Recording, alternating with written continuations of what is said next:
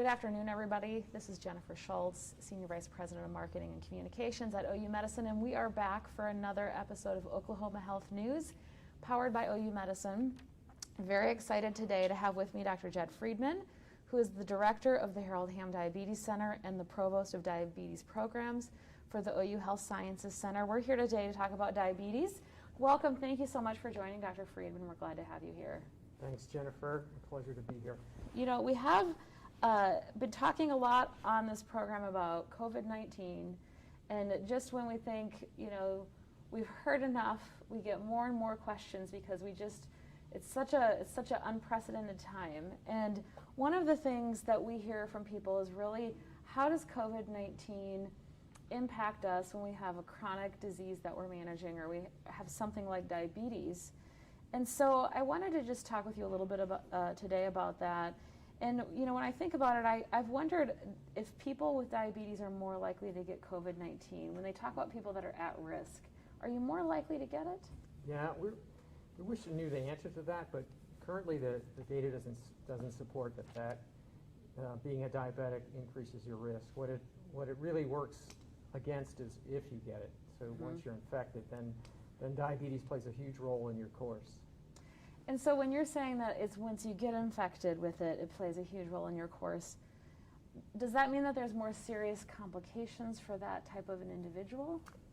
Yes, and it does matter if you're a type 1, a type 2 diabetic, or women with gestational diabetes, for example.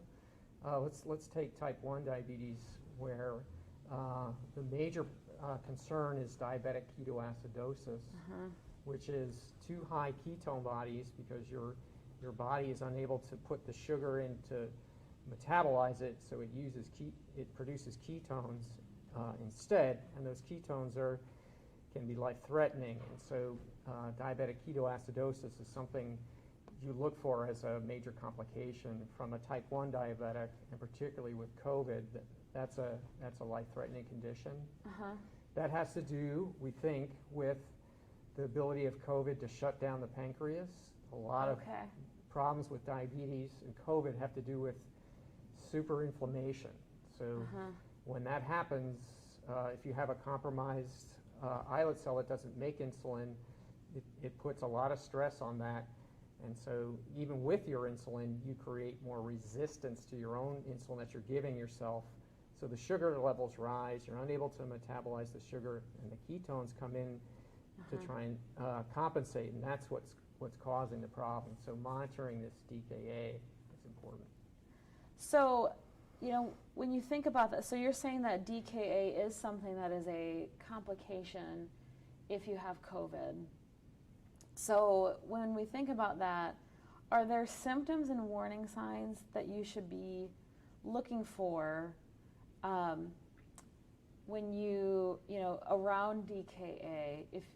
There's that element where you could be asymptomatic with COVID and perhaps not know that you have it, and then you're getting other symptoms. Is that possible that you'd get DKA symptoms but maybe just feel like you have a light cough?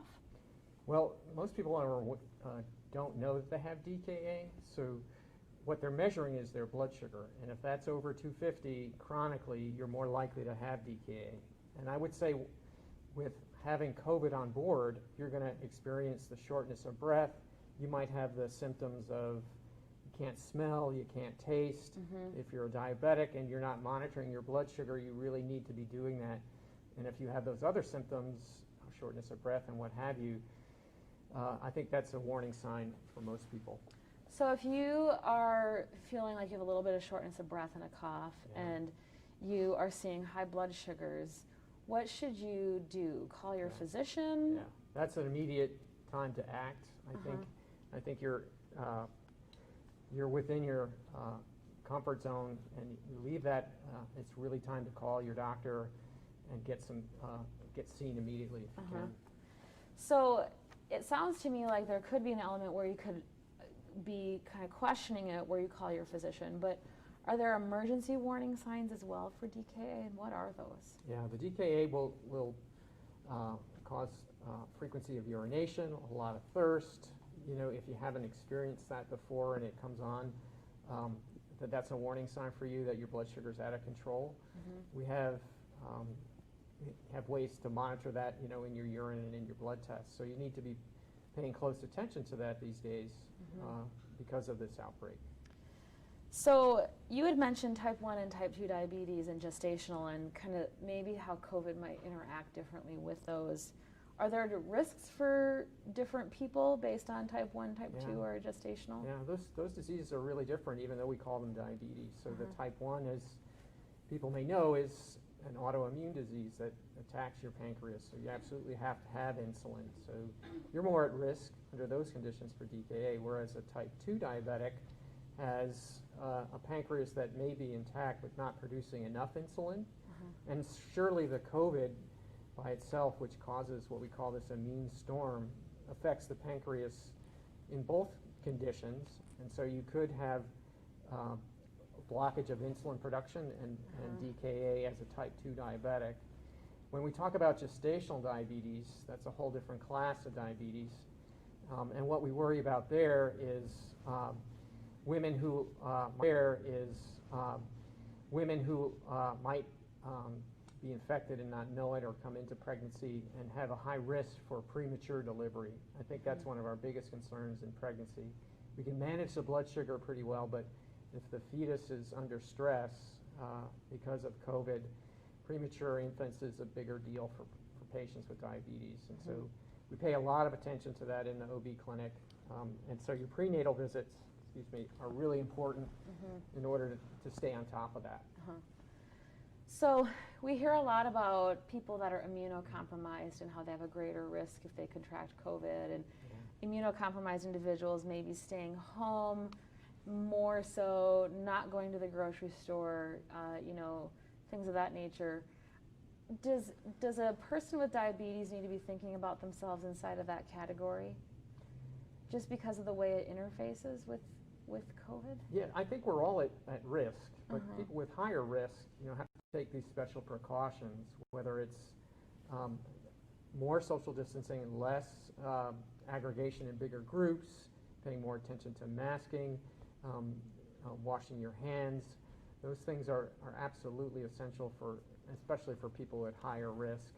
You also need to do some what I call self-care, which is to make sure you're outside with fresh air, get some exercise, lower your stress levels, and try and manage what it is a stressful situation for all of us in a way that will help you cope with what is a very stressful situation. So what that is for individuals, it depends on what works for you, whether it's spending more time in the kitchen, learning how to cook, or as I say, being outside and exercising, which is really important for your diabetes, as you know. Or doing Facebook with friends so that you have a support system. And personally, I think everybody has their own self-care patterns, and what it is for you, it depends on your situation, but that's important. So one of the things that I think everybody asks themselves then, if they have a condition where they would maybe have more difficulty health-wise if they got COVID, is what you should do if someone in your family has it. So we're hearing stories now about, maybe one individual gets COVID and then the whole family gets tested and some are negative, or maybe everybody's negative but one. What should someone with diabetes do if they have a person in their household has COVID? Yeah, well, that is probably a situation that requires special care. And by that I would mean you're living together, but one has to quarantine yourself to the extent that you have your own bathroom, let's say, and your own maybe sleeping quarters, and you have interaction with dinner with maybe just one person, and you're masked all the time. So, there are things you can do around self-protection, and particularly if there's someone in your family who might have been exposed, it only makes sense that you try and keep yourself at a social distance from that person. I've had relatives of mine that have had COVID, and those symptoms range from very mild to very severe. Some were hospitalized, some managed to work through it as just a bad cold, and they range in age from early 20s to late 50s. So it's so individual that it's really not one size fits all as to how it's going to affect us. And this keeps coming out week after week. It may be different viruses, it may be your genetics, it may be your health history, and it may be, the environment that you're in. So we're not, we can't say one solution for everybody at the moment. One of the things that we've heard a lot about since this started is really concerns about supply chain, and meaning access to medications, access to different types of healthcare supplies, potentially syringe or masks or other types of things. Do people need to be thinking about the virus impacting their ability to access insulin or other types of diabetes supplies? Well, that's an important question for a person with diabetes for a lot of reasons. We think that it's only prudent for somebody in this situation to have an adequate supply at home so that if the emergency comes up, they're not panicked that they don't have the supplies. I will say there's some good news on that front, because through President Trump, they've been able to sign legislation to lower the cost of insulin, to make it more available to patients with Medicaid. So the idea that, affordability of these drugs is really important for all of us, but for people with diabetes, it may be life-threatening. And we're starting to see now some of our pressure actually from the Ham Center and Mr. Ham, as well as many people have tried to change the laws about the cost of insulin. And so I'm here just to say that, that's a top of mind for one of our concerns at the Harold Ham Diabetes Center is trying to promote that at the federal level. But the Harold Ham Diabetes Center, you're the director of the Diabetes Center, and it is really a center that is focused on research and finding the cure and helping people to manage a lifestyle that creates better outcomes for diabetes. I just want to take a moment to maybe talk a little bit about some of the major initiatives that you're focused on at the center, even in light of COVID. We're trying to really live inside of a new normal and continue to take care of people. What does that look like at the Diabetes Center? Yeah, so I became director about a year and a half ago, and it was based on a major gift from Mr. Ham that allowed me to hire some researchers from the outside to bring them into Oklahoma. Also to start to form some teams on campus, because we have a lot of experts in different areas here, and we need to get them working together on diabetes. And so the last year and a half, I've spent a lot of time and money setting up the infrastructure for research, both at the basic level and now at the clinical level. And I'll say that in the year and a half that I've been here, we've raised our amount of federal funding from $2.3 to $8.7 million. So we're really making a difference here on this campus. Moving forward, we have a vision for the next 5 years to grow our clinical infrastructure. So we're hiring more endocrinologists. We have a search out now for a national director of adult endocrinology, because we've had that spot open. So we hope to accomplish that mission. We're actually looking for 3 pathways to a cure, I would say, because there's a lot of things you can do into this diabetes space, because it's a lot of different diseases. So I'll mention the 3 that we're focusing on. The first is what we call the first 1,000 days, so focusing on the risk factors for gestational diabetes and how it impacts your health in the child in the womb, but also that first 1,000 days of life, because we believe that a lot of metabolism in the future is set up by those exposures, whether it's nutrition or environment, and how that we can turn off those switches, in the next generation. Second one is called protecting the pancreas. So we have some experts here with high throughput technology that we can do some screening on how to make beta cells healthier and actually try and revert them, help to regrow them. So that's an exciting opportunity. And then the third one is I've tried to partner with the real experts here on cancer. So people ask me about why diabetes and cancer.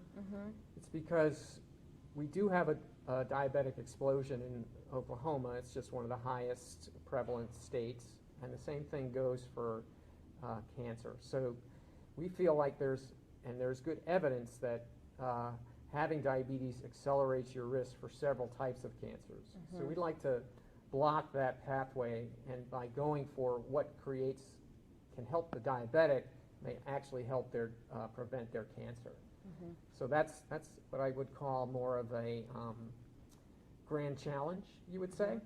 But on this campus, we have a level 1 cancer center that's nationally recognized. Mm-hmm. We aspire to have that same recognition from the Harold Ham Diabetes Center. If we can work together, I think we'll actually synergize and move that pathway to cure forward faster. Mm-hmm. So from your perspective, because you are a researcher in this space, if you are, for someone that's maybe at home with diabetes, and one of the challenges is it's a lifelong kind of management that has a lot of lifestyle factors in it. When you see the research space right now and what you're working on and your team's working on and some of the partners that you may have around the world, is there a silver lining or a ray of hope for people that have diabetes and are managing that? Yeah, I mean, we have 3 pillars at the Harold Ham Diabetes Center. We have patient care with experts that are doing clinical trials and new drugs all the time, so that's important. And we have education, which diabetes is a lifestyle disease, at least for type 2. So we have programs that if you have pre-diabetes, we can enroll you and help prevent your progression to diabetes. We know that probably almost 1 million people in Oklahoma have what we call pre-diabetes, and they may not even know it. But if you go to your doctor and you have all the risk factors and they test you and they say you have pre-diabetes, we'd like to help you and prevent your progression to diabetes. The last thing we'd like to do is move from the bench to the bedside. So these initiatives that we've discussed, the whole goal is to try and take what we've learned on the research side and see if it will actually work in the human population that we have here in Oklahoma. So taking it to the next level.